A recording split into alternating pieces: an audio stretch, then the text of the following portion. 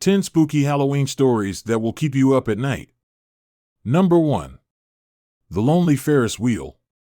The carnival came to town every summer, and this year was no different. But Charlie had just started working there, so he didn't know what the rest of the workers knew about the Ferris wheel he was in charge of operating. The first night of the carnival was bustling with people, but as it came time to close, it was practically a ghost town. However, there was one boy who showed up at the last minute. "One for the Ferris wheel, please," the boy said, giving Charlie a ticket. Charlie looked around. "Where are your parents?" he asked the little boy. The boy just took his seat and didn't answer. Unsure of what to do, he let the boy go on the ride. But when the ride was over, the boy was no longer in his seat. Charlie ran to his boss to tell him the story. The boss casually said, "Oh, that's Thomas." He handed Charlie the clipping from an old newspaper. It had the boy's picture and the headline, "Boy Falls from Ferris Wheel, 8 years old." Number 2. The Laundry Thief. A woman and her daughter moved into a new house. The mother worked a lot, so it was up to the girl to do the household chores, including the laundry. One day, the girl went down to the laundry room and put in a load of clothes. When she came back, the door to the washing machine had already been lifted open. "That's weird," she said to herself. "I thought I closed it." She shrugged it off, but the next time she did laundry, it happened again. And that's not all. Each time it happened, one piece of her clothing would go missing. One time it was a sock, the next a pair of shorts, and so on. After a few weeks, she went down to the laundry room again to find a complete outfit set out for her, with all the clothes that had been missing. Number 3. The Child in Room 213. An executive went on a business trip for her company. When she arrived at the hotel, she got the keycard for her room, 213, and went straight up.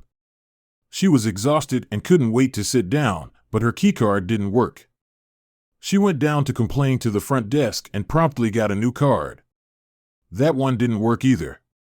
Just as she was storming off to go back to the lobby, the door to her room creaked open. A little boy had opened the door, and he was standing in the dark. She went to the front desk again. "There's another family in my room," she said to the man. "No, that's impossible," he said. "No one has checked in but you." Number 4. The Traveling Photograph. After Anna's dog, Bo, passed away, she started carrying his photo with her everywhere. She loved Bo more than anything, which is why she was so heartbroken when she lost the picture. Anna lived in a big city and was sure she'd never find it. But when Bo's birthday came around the next year, she found the photograph in the closet next to his old leash. "Good dog, Bo," she whispered. Number 5. Shattered Glass. Sam, Peter, and John met up every day after work for a drink. This time, they decided to try someplace they had never been before. "They say this place is haunted," Peter told his friends of the bar they'd chosen that night. The other two insisted that was nonsense, and they all sat down in a booth. When their drinks arrived, they were about to make their usual toast when both Sam and John's glasses completely shattered. "What gives?" they yelled. "Apologies," said the waiter. "That happens sometimes." Number 6. The Daughter's Scarf. One freezing January night, a man was driving down a deserted road. The snow was picking up and quickly turning into a blizzard. But this man was not the only one on the road. There was another man driving behind him. The other man flickered his car lights to signal him to stop, and both men got out of their cars. The second man stretched out his hand and gave the first man a pink scarf. It was soft and looked just like his daughter's. The man who gave him the scarf had a terrible look in his eyes and a terrible smile to match. Frantic, the father jumped back into his car and sped home, where he found the police already waiting for him. Number 7. Wedding in the Dark. An engaged couple planned to have their wedding reception at their absolute favorite restaurant. But on the day of the wedding, the bride tragically fell down the stairs and died. Now, it said that every night after the restaurant closes, the ghost of the bride walks down the very stairs she fell from and sets up all of the tables and chairs for the wedding guests she never got to see. Number 8. Three's a crowd. Two sisters were at home while their parents were out at an event one evening. They stayed up late, talking and telling stories in the older sister's room. Suddenly, their conversation was interrupted by the sound of loud music. They looked at each other, confused and unsure of where the music could be coming from. The older sister got out of bed and began walking down the hallway. It sounded like the music was coming from their parents' room. She peered into the dark room, saw her father's laptop open, screen on, music blaring. And right then, the music stopped. Scared, the girl ran back to her room, where her younger sister was waiting on the bed. Frightened, she shut the bedroom door behind her and got back under the covers, holding her little sister tight.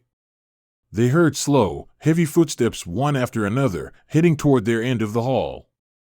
When the footsteps stopped, boom, boom, boom. 3 hard knocks on the bedroom door. No one came in, but they certainly didn't try to leave the room for the rest of the night. Number 9. A psychic warning. Not all spooky stories are scary, sometimes they're just otherworldly. Frank was at the mall one day by himself when, in the middle of walking from one store to the next, an older woman ran up to him gasping for breath. "I ran all the way from the other end of the mall to find you because I sensed you were here," she said. Frank had no idea who this woman was and was understandably frightened. He tried to push her away. Then she said, "I have to tell you, your brother's death was not your fault." Frank was stunned. He had never met her before in his life, but she somehow knew that his brother had died and that he felt guilty. Frank's brother had been a drug addict.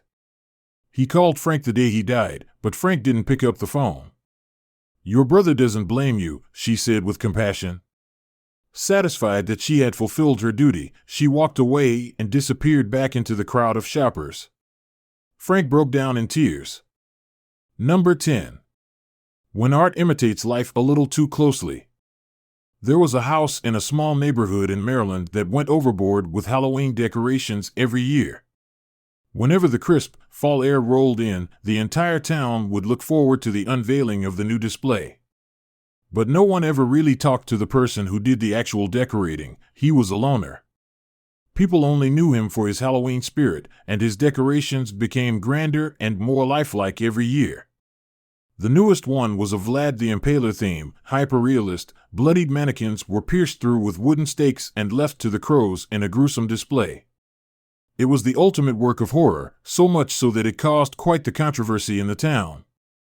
While some loved it, many of the local parents wanted it taken down for their children's sake, so a town official made the trip to the house soon after the unveiling to discuss the matter with the man who lived there. She knocked on the front door. No answer. Knock, knock. Nothing. She rang the doorbell. Nothing still. It was then that the official realized there was a putrid smell in the yard and an unusual amount of bugs buzzing around for this time of year. She wandered over to one of the mannequins to get a closer look at the incredible craftsmanship. The smell got worse. She gagged and had to put her hand over her mouth. Her eyes went wide. The official put her trembling finger up to the doll and felt the soft, smooth, cold touch of human skin. After that, no one was able to locate the man who'd once lived there. Now, it is truly a haunted house.